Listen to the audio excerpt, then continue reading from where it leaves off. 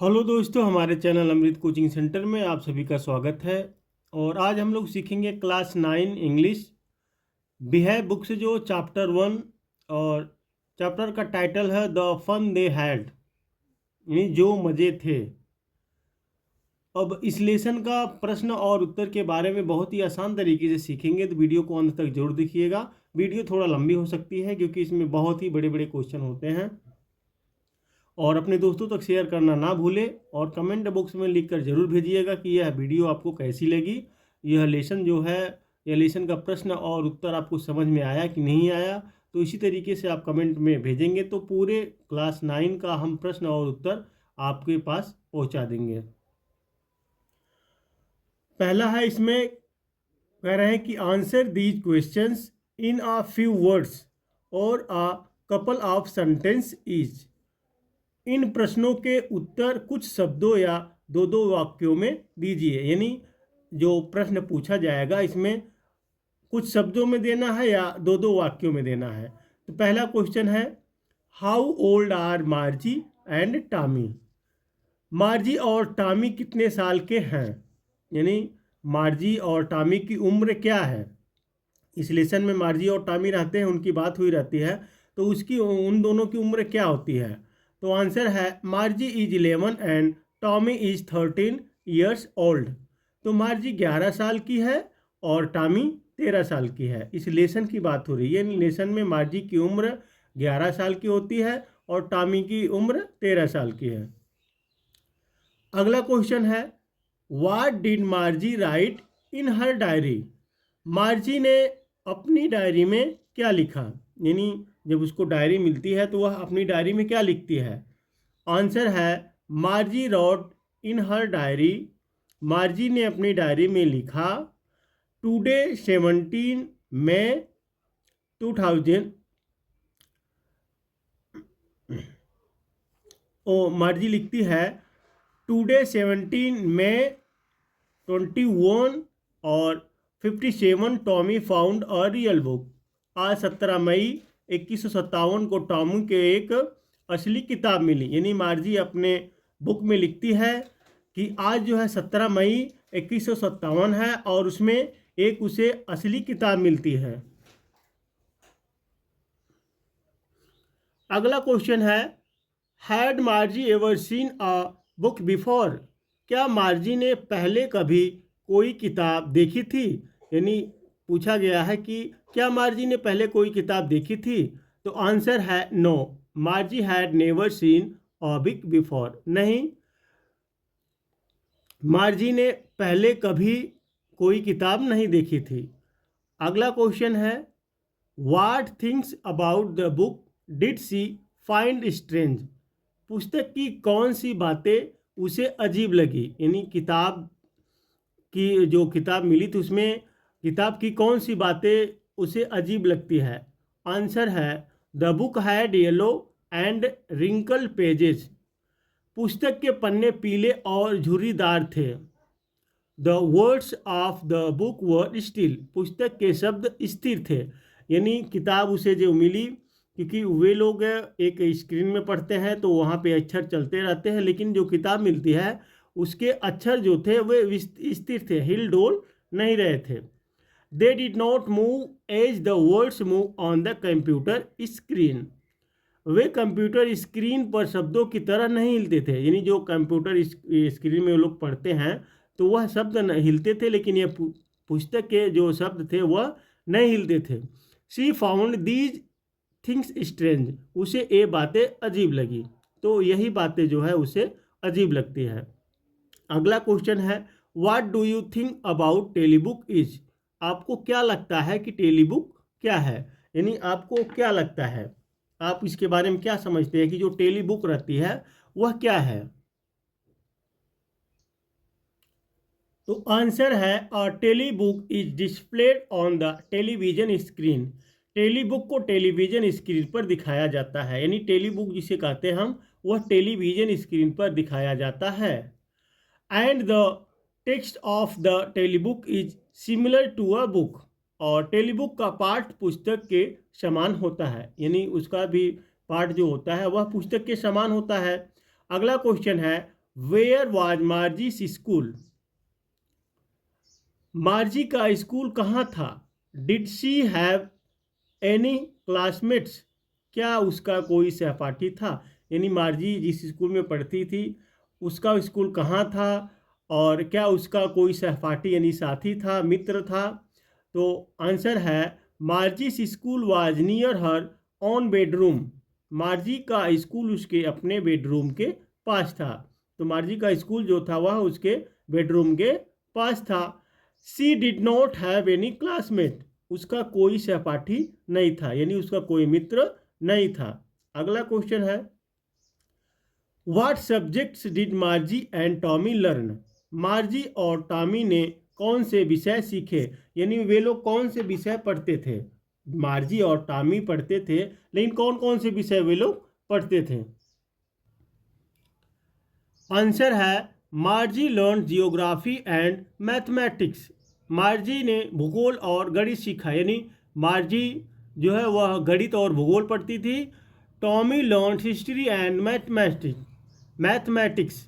Tommy ने इतिहास और गणित सीखा, यानी टॉमी जो रहता है वह इतिहास और गणित सीखता था, और मार्जी जो है वह भूगोल और गणित सीखती थी।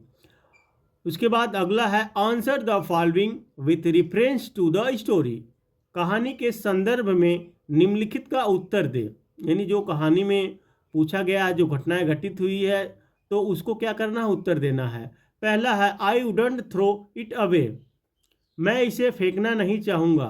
हु सेज दीज वर्ड्स, ये शब्द कौन कहता है? जो बुक मिलती है वे लोग बात करते हैं मैं इसे फेंकूंगा, लेकिन कोई कहता है मैं इसे नहीं फेंकना चाहूँगा।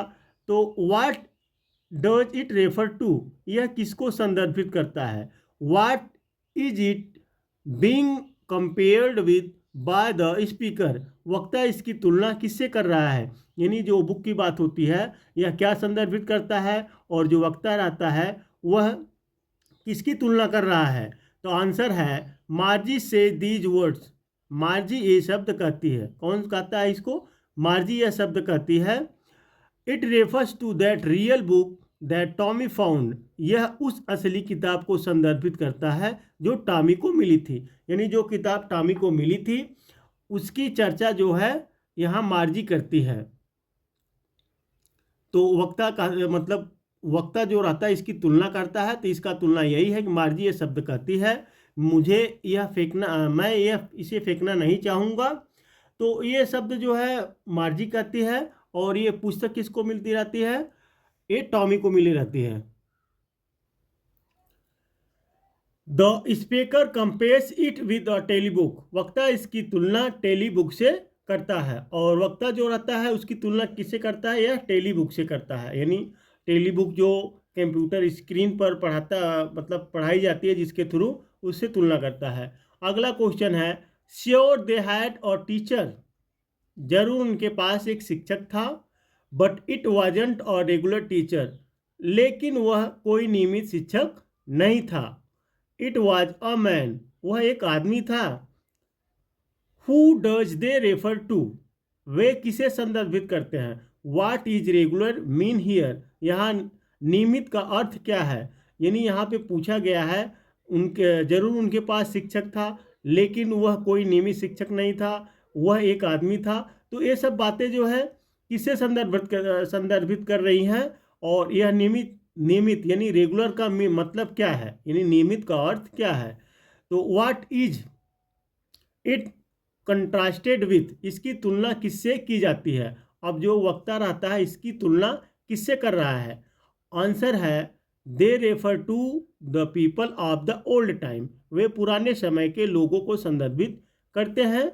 Here regular refers to the mechanical teacher then they had, यहाँ नियमित का अर्थ उस समय के यांत्रिक शिक्षक से है। यानी यहाँ पे जो रेगुलर का मतलब होता है, नियमित का मतलब होता है, यहाँ पे जो यांत्रिक शिक्षक रहता है उससे है।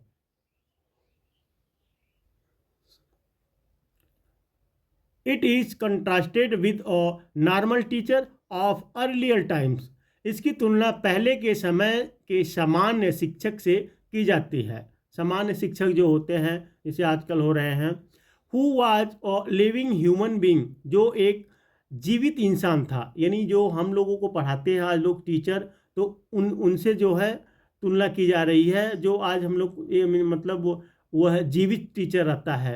अब वो तो कंप्यूटर स्क्रीन पर पढ़ते थे, लेकिन यहाँ पे हम लोग जो है एक जीवित टीचर से पढ़ रहे हैं, तो इसका जो तुलना इससे की जा रही है। आगे है answer each of these questions in a short paragraph about 30 words. तो इनमें से प्रत्येक प्रश्न का उत्तर एक छोटे पैराग्राफ लगभग 30 शब्दों में दे। यानी जो भी क्वेश्चन पूछा जाएगा उसका आंसर कम से कम 30 शब्दों में होना चाहिए। पहला है what kind of teachers did मार्जी and Tommy have. मार्जी और टॉमी के शिक्षक किस तरह के थे, यानी मार्जी और टॉमी जो पढ़ रहे थे इस लेसन में जिनकी चर्चा हुई है, तो उनके शिक्षक किस तरीके से थे, किस तरह के थे। आंसर है Margie and Tommy had mechanical teachers. Margie और टॉमी के पास मैकेनिकल शिक्षक थे। They were taught on computers and television screen. उन्हें कंप्यूटर और टेलीविजन स्क्रीन पर पढ़ाया जाता था। वे लोग जो है जैसे आजकल हम लोग पढ़ रहे हैं उस तरीके से नहीं, उनको कंप्यूटर स्क्रीन पर पढ़ाया जाता था। They didn't have a living person as a teacher. उनके पास शिक्षक के रूप में कोई जीवित व्यक्ति नहीं था। यानी जो लोग पढ़ाते हैं और जिसे हम लोग के टीचर जीवित रहते हैं पढ़ाते, लेकिन उनके पास जो टीचर था वह जीवित नहीं था, क्योंकि वे लोग कंप्यूटर स्क्रीन पर पढ़ते थे। Who would teach the peoples in a classroom. जो कक्षा में विद्यार्थियों को पढ़ाता है। अगला क्वेश्चन है why did Margie's mother send for the county inspector. तो मार्जी की माँ ने काउंटी इंस्पेक्टर को क्यों बुलवाया। आगे आंसर है Margie's mother send for the county inspector. मार्जी की माँ ने काउंटी इंस्पेक्टर को बुलाया because the mechanical teacher was not functioning efficiently. क्योंकि मैकेनिकल शिक्षक कुशलता से काम नहीं कर रहा था। आप लोग लेसन पढ़े होंगे तो उसमें दिखाया गया है कि मार्जी का जो मैकेनिकल जो मतलब कंप्यूटर स्क्रीन पर पढ़ती है वह बहुत तेज़ी से काम करने लगता है, नहीं उसकी जो उम्र का लेवल होता है उसमें बढ़ जाता है। तो मैकेनिकल टीचर्स को वह जो इंस्पेक्टर को काउंटी इंस्पेक्टर को बुलाती है उसको ठीक करने के लिए। It had been giving her test after test in geography and she had been doing roads and odds। यहाँ पे है वह उसे भूगोल में लगातार टेस्ट दे रहा था और उसका प्रदर्शन लगातार खराब होता जा रहा था। तो जब उसका जो है टेस्ट बार बार वह कंप्यूटर ले रहा था तो उसका प्रदर्शन जो था, यानी जो काम कर रही थी, जो उसको क्वेश्चन को हल कर रही थी, तो बहुत ही खराब होता जा रहा था। इसलिए वह काउंटी इंस्पेक्टर को बुलाती है। अगला है व्हाट डिड ही डू। उसने क्या किया। आंसर है he solve down the mechanical teacher's speed up to an average 10 years level. उसने मैकेनिकल शिक्षक की गति को औसत 10 साल के स्तर तक धीमा कर दिया, क्योंकि उसकी उम्र जो है 11 साल की थी और तुम्हारी की तो इसमें जो है वह 10 साल तक की गति सीमा कर दी। The mechanical teacher's speed was controlled and the mechanical teacher's speed was controlled and adjusted according to the IQ level of Marji।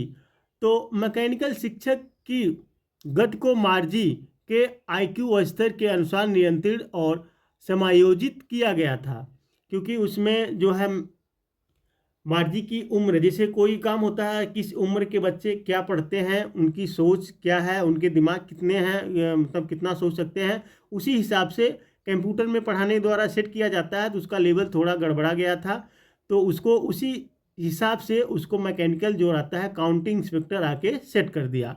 अगला है why was मार्जी doing badly in geography. Margie भूगोल में खराब प्रदर्शन क्यों कर रही थी। What did the county inspector do to help her? County inspector ने उसकी मदद के लिए क्या किया। अब जो काउंटी इंस्पेक्टर आता है, क्योंकि मार्जी का जो प्रदर्शन था वह खराब होता जा रहा था, तो काउंटी इंस्पेक्टर आता है, उसको क्या करता है, यानी मार्जी का मदद करने के लिए उसने क्या किया। तो यहाँ पे आंसर दिया गया है, Margie had been doing badly in geography. Margie भूगोल में खराब प्रदर्शन कर रही थी। This was because the mechanical teacher was very fast in displaying the questionnaire. ऐसा इसलिए था क्योंकि मैकेनिकल शिक्षक प्रश्नावली दिखाने में बहुत तेज था, यानी वह जल्दी जल्दी प्रश्न दिखा रहा था क्योंकि उसकी स्पीड जो है वह ज़्यादा हो गई थी। तो वह जो है प्रश्न को जल्दी जल्दी प्रदर्शन कर रहा था, इसलिए मार्जी जो है जियोग्राफी में खराब प्रदर्शन जो है खराब कर रही थी। The county inspector adjusted its speed up to an average 10 years level. तो काउंटी इंस्पेक्टर ने इसकी गति को औसत 10 साल के स्तर तक समायोजित किया। तो उसकी जो है स्पीड जो है 10 साल उम्र के बच्चों को पढ़ाने के लिए कर दिया। Thus the mechanical teacher speed was control appropriately। इस प्रकार मैकेनिकल शिक्षक की गति को उचित रूप से नियंत्रित किया गया। The county inspector assured that the average overall pattern of Margie's progress was quite satisfactory। County inspector ने आश्वासन दिया कि मार्जी की प्रगति का समग्र पैटर्न काफ़ी संतोषजनक था। तो इस प्रकार से काउंटी इंस्पेक्टर आता है, उसको जो है स्तर लेवल जो है वह 10 साल तक कर देता है, यानी 10 साल तक के बच्चे उसको पढ़ सकते हैं आराम से। और मार्जी जो है अपना प्रदर्शन इसलिए ख़राब करती है क्योंकि जो मैकेनिकल टीचर्स रहता है वह क्वेश्चन बहुत तेज़ी से प्रदर्शन कर रहा था, जल्दी जल्दी से प्रदर्शन कर रहा था, क्योंकि अब जब कोई चीज़ जल्दी जल्दी होगी हमसे आउट ऑफ कंट्रोल तो नहीं समझ में आएगा, तो इसलिए वह खराब कर रही थी। आगे है, what had once happened to Tommy's teacher, यानी टू टॉमीज टीचर, टॉमी के शिक्षक के साथ एक बार क्या हुआ था।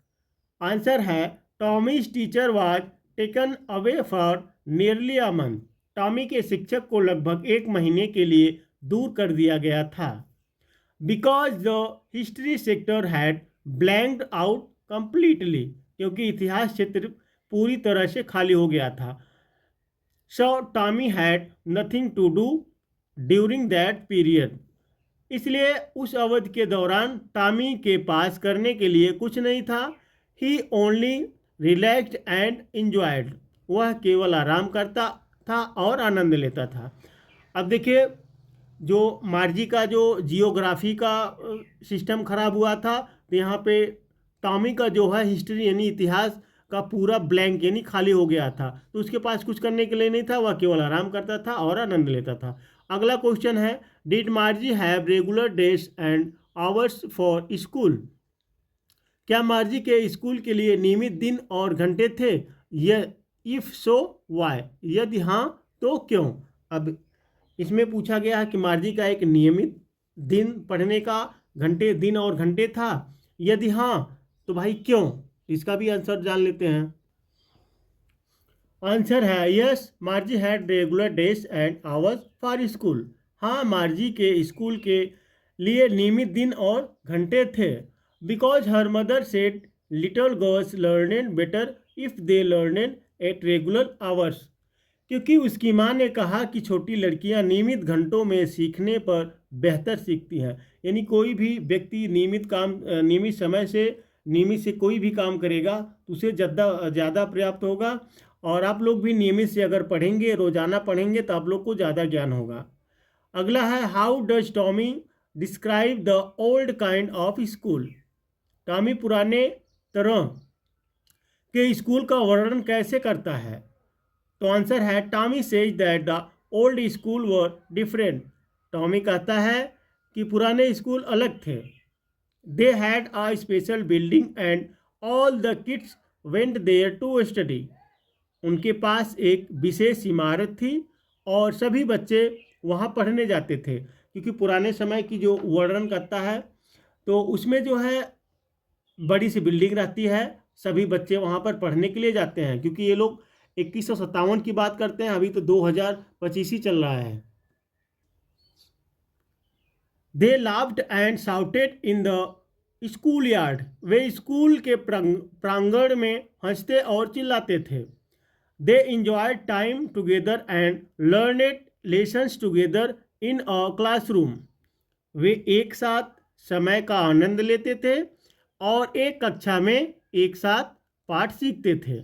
अगला क्वेश्चन है, how does he describe the old kind of teachers, वह पुराने किस्म के शिक्षक का वर्णन कैसे करते हैं। आंसर है, he says that the old teachers did not live in the house, वह कहते हैं कि पुराने शिक्षक घर में नहीं रहते थे। They had a special building and all the kids went there, उनके पास एक विशेष इमारत थी और सभी बच्चे वहाँ जाते थे।